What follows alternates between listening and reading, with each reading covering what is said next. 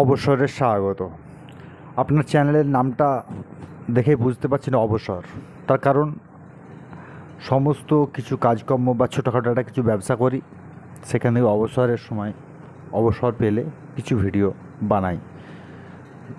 এই লাঙ্গা কুৎসিত সমাজের কিছু ঘটনা তুলে আনার চেষ্টা করি, সেটা রাজনৈতিক হোক, কোনো মিডিয়া জগতের হোক, কোনো ধার্মিক হোক, যে কোনো বিষয়ের। তো সেজন্যই আশা রাখি আপনাদের কাছে আপনারা আমাদের সাথে থাকবেন, চ্যানেলটাকে সাবস্ক্রাইব করুন, যাতে করে এই চ্যানেলটা আগে বাড়িয়ে নিয়ে যাওয়ার জন্য মনে খুশি আসে, আনন্দ সঙ্গে নিয়ে যেতে পারি। অবশ্যই আপনাদের সহযোগিতা একান্ত কাম্য। তো যেটা বলতে চাই যে আমরা আজ বাস্তবে দেখছি ভদ্র সমাজ, সবাই ভদ্র, কিন্তু সেটা শুধু আপনি দেখবেন সোশ্যাল মিডিয়াতে সবাই ভদ্র। বাস্তবের মাটিতে টোটাল পৃথিবীটা, টোটাল বাস্তবটা রূপ পুরোটাই আলাদা। সোশ্যাল মিডিয়ার কমেন্টের সঙ্গে বাস্তবের কমেন্ট কিছু মিলবে না। তো কখনো পশ্চিমবাংলার দুঃসময়টা কাদের হয়? আমাদের মতো মধ্যবিত্ত খেটে খাওয়া মেহনতি মানুষেরই দুঃসময়টাই বেশি হয়।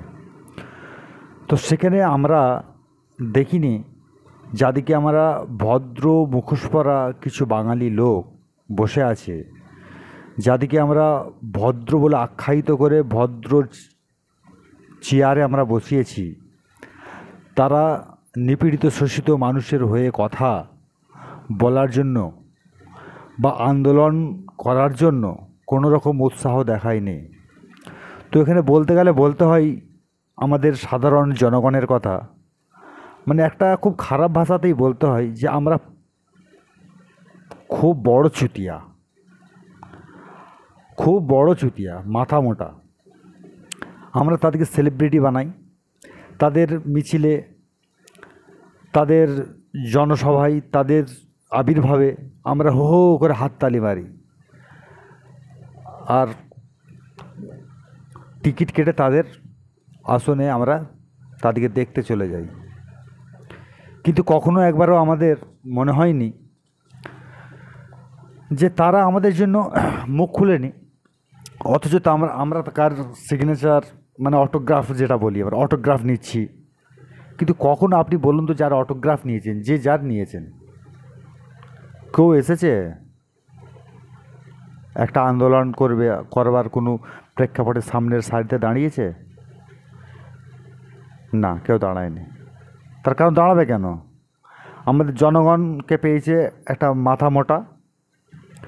তো তারা যদি এমনিতেই খুশি থাকে, তাদের বিরুদ্ধে ওপরে যে অত্যাচার হচ্ছে তার বিরুদ্ধে আন্দোলন করা তো দূরের কথা, তাদের রক্ত চুষছে অতি সহজে, কিছু না করেই যদি তারা এত ভালোবাসা পেয়ে যায়, তো তাদের কি কোনো প্রয়োজন আছে আন্দোলন নামার? তো সেই জন্য সমস্ত ভদ্র মুখোশধারী শিক্ষিত লোকগুলোকে বয়কট করুন, তাদেরকে এড়িয়ে চলুন, তাদের গুরুত্বটা কমান, নিজেদের গুরুত্ব দিন, একে অপরের গুরুত্ব দিন। আমরা খেটে খাওয়া মেহনতি মানুষ, আমাদের জন্য কেউ নাই। আমরা স্বাধীন হয়েছি আমাদের রক্তে, মানে আমাদের পূর্বপুরুষের রক্তে রাঙানো স্বাধীনতা, এটা অতীব পবিত্র। কিন্তু সেই স্বাধীনতাটা আমি দেখছি ইংরেজরা শোষণ করত, এখন আমাদের দেশের এক পার্ট, মানে কোনো এক পার্টের লোক, তারা আমাদেরকে শাসন করছে। বাকি আমরা ইংরেজ আমলেও শোষিত ছিলাম, আজও শোষিত। তো এইভাবে শোষিত হতে থাকবো যদি আমরা নিজেদের গুরুত্ব নিজেরা না বুঝতে পারি। ওই 1 কিলো 2 কিলো চাল, 1,500 টাকা আর কিছু ত্রিপল, এগুলোতে যদি ভুলে মেরুদণ্ড বিক্রি হয়ে যায়, তাহলে আমাদেরকে বাঁচানোর জন্য কেউ আসবে না ভাই। তো আপনাদের কাছে আশা রাখি আপনারা সাথে থাকুন, সঙ্গে থাকুন। অনেক বাজে কমেন্টে, কোমর দোলানাতে আপনাদের লাইক কমেন্ট অনেক থাকে। তো একটু মনুষ্যত্ব খুলে, মেরুদণ্ডটাকে স্ট্রং রেখে একটু আসুন।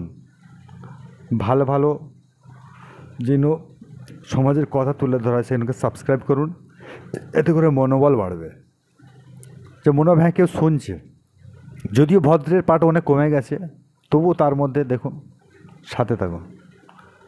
ধন্যবাদ। অবসরে, কাজের অবসরেই আসি, আপনাদের ভালোবাসার একান্তই কাম্য করি। ভালো থাকবেন, সুস্থ থাকবেন।